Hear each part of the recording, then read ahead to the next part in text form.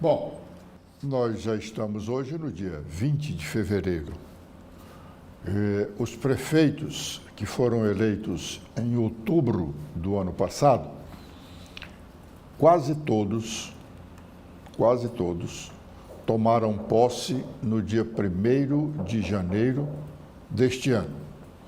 É o que diz a Constituição da República e do Estado do Ceará. Os prefeitos são eleitos em outubro, da eleição geral do estadual, e assumem os seus mandatos no primeiro dia do ano subsequente.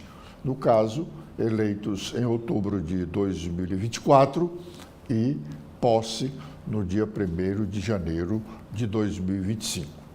Acontece, porém, que no Ceará, por razões diversas, 2 prefeitos não foram empossados no dia 1º de janeiro. O prefeito de Choró, o município que até bem pouco era conhecido como Choró-Limão, o senhor Bebeto Queiroz, e o prefeito de Santa Quitéria, Braguinha. Este foi reeleito. Os 2 foram impedidos de tomar posse por decisões judiciais e em situações diferentes. Bebeto Queiroz está ainda hoje em lugar incerto e não sabido, foragido. Contra ele há um decreto de prisão preventiva.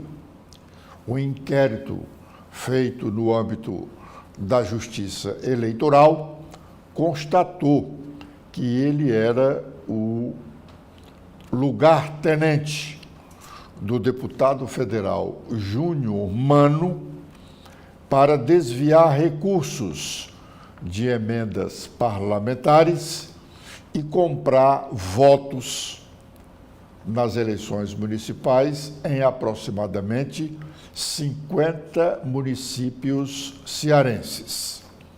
Bebeto, então, teve sua decretação de prisão preventiva assinada pelo juiz eleitoral do município de Santa Quitéria, onde o processo foi iniciado e de onde saiu a ordem para a Polícia Federal fazer a investigação. Desde lá, ele está foragido. Não apareceu para tomar posse no dia 1º, porque se aparecesse, seria preso. Ele tentou um habeas corpus, mas o Tribunal Regional Eleitoral sequer examinou esse habeas corpus, porque foi informado de que no inquérito a Polícia Federal constatou o envolvimento do deputado federal Júnior Mano e, por essa razão, a questão teve que ser levada ao Supremo Tribunal Federal, porque deputado federal, senador, só pode ser investigado com ordem de ministros ou ministro do Supremo Tribunal Federal. Pois bem, então, o prefeito de Choró não assumiu seu cargo. Está no comando da prefeitura o vereador presidente da Câmara Municipal. No caso de Santa Quitéria, o reeleito Braguinha foi impedido de tomar posse por uma ordem do presidente do Tribunal Regional Eleitoral, o desembargador Raimundo Nonato Silva Santos.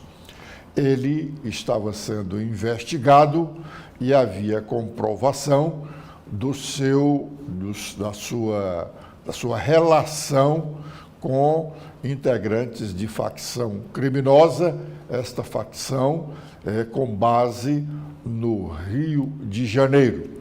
Há quem diga que lá na Rocinha, no Rio de Janeiro, tem uma rua que é da Prefeitura de Santa Quitéria.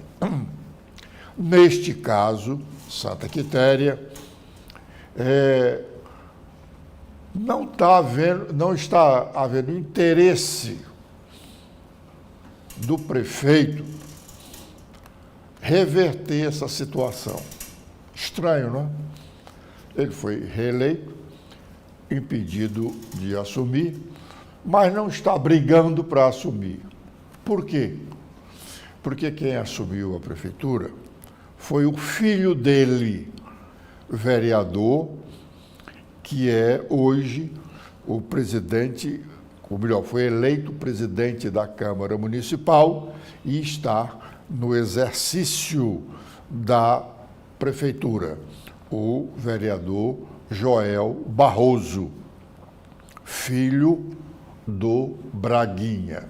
Então, a prefeitura está indiretamente sob o comando do Braguinha. A mesma família domina o município. Mas e a justiça? Vai fazer o quê? Choró não tem prefeito há 50 dias. E o prefeito está escondido. Ele tem interesse, lógico, de assumir, mas não pode fazer mais nenhuma gestão aqui, porque o que ele podia fazer aqui era entrar com habeas corpus no Tribunal Regional Eleitoral, porque a prisão preventiva dele foi decretada por um juiz eleitoral e o tribunal não julgou esse pedido de habeas corpus e mandou o processo para o Supremo Tribunal Federal. Quando será resolvido o caso da Prefeitura de Choró? O Ministério Público tem a palavra.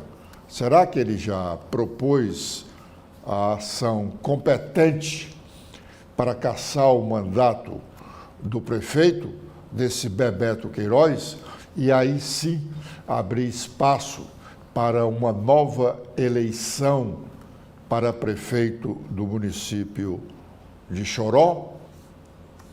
Ou se já o fez e essa ação ainda não foi julgada lá no município de Choró? Porque só depois do julgamento de lá, do primeiro grau, é que o Tribunal Regional Eleitoral poderá ou deverá se manifestar. O certo é que a Justiça Eleitoral, que só age depois de provocada, deveria já ter sido provocada pelo Ministério Público ou por um outro ente no Estado, uma ordem dos advogados do Brasil, sei lá, alguém que se manifeste. O que não pode é estar o município de Choró sem o prefeito eleito pela população. Ah, mas tem um prefeito lá, interino. Sim, mas o prefeito interino lá foi eleito para ser vereador. E no caso de Santa Quitéria, idem. O filho do Braguinha, o Braguinha é o prefeito reeleito, que foi impedido de assumir por conta de sua relação. No inquérito foi constatada a sua relação com facção criminosa e esta com sede no Rio de Janeiro. E aí, a população vai ficar lá sob o comando do filho do Braguinha, que foi eleito vereador e presidente da Câmara Municipal? A Justiça Eleitoral precisa dar uma resposta à sociedade cearense e, em especial, aos eleitores, aos munícipes de Choró e de Santa Quitéria. Em dias passados, os cronistas sociais diriam: não convidem fulano e cicrano para a mesma reunião, para o mesmo jantar, para a mesma mesa. Hoje, os cronistas políticos podem dizer: não convidem os ex-governadores Camilo Santana e Cid Gomes para o mesmo ambiente. Eles até se cumprimentam, mas querem distância um do outro. Os amigos de ambos ficam estupefatos com o que ouvem quando conversam com os seus aliados. Por exemplo, os amigos de Camilo Santana, quando conversam com ele, ouvem horrores sobre o comportamento de Cid Gomes. Idem em relação a Cid Gomes. De público, eles tentam enganar os eleitores de que não estão brigados. Talvez envergonhados, porque antes, até bem pouco tempo mesmo, se diziam tão íntimos que eram até mais do que bons irmãos. A política tem dessas coisas. Luiz Ponte deixou uma boa parte dos seus amigos ontem alegres, quando viram em fotografias, em reuniões em Brasília.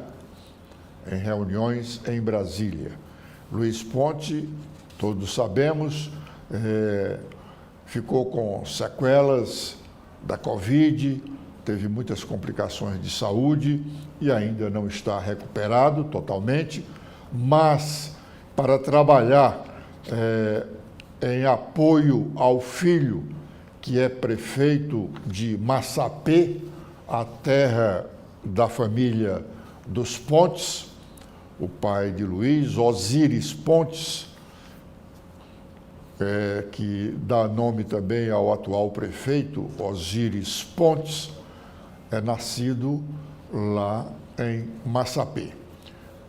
Luiz, então, está começando a voltar a fazer articulações políticas, o que deixa muito alegre os seus muitos amigos cearenses. Vida longa ao Luiz. O governador Elmano de Freitas fez uma viagem ao exterior no mês passado, em janeiro. Ele foi a Amsterdã, em Bruxelas, para contatos de interesse da administração estadual. Naquela oportunidade, como deveria ter sido feito, a Secretaria da Casa Civil não publicou a portaria para dizer como o governador ia fazer essa viagem, com quem, quanto custaria a viagem. Mas ontem, 19 de fevereiro, foi publicada a portaria autorizando a viagem do governador, que ele já fez em janeiro. O governador foi acompanhado de uma assessora especial.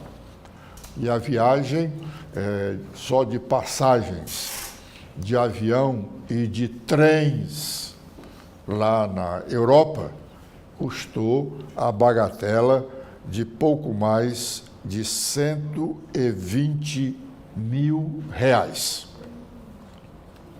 O Noticiário Nacional hoje ainda dá destaque, e não poderia deixar de ser, à denúncia feita pelo Procurador-Geral da República contra o ex-presidente Jair Bolsonaro e mais 30 seus ex-auxiliares na presidência da República.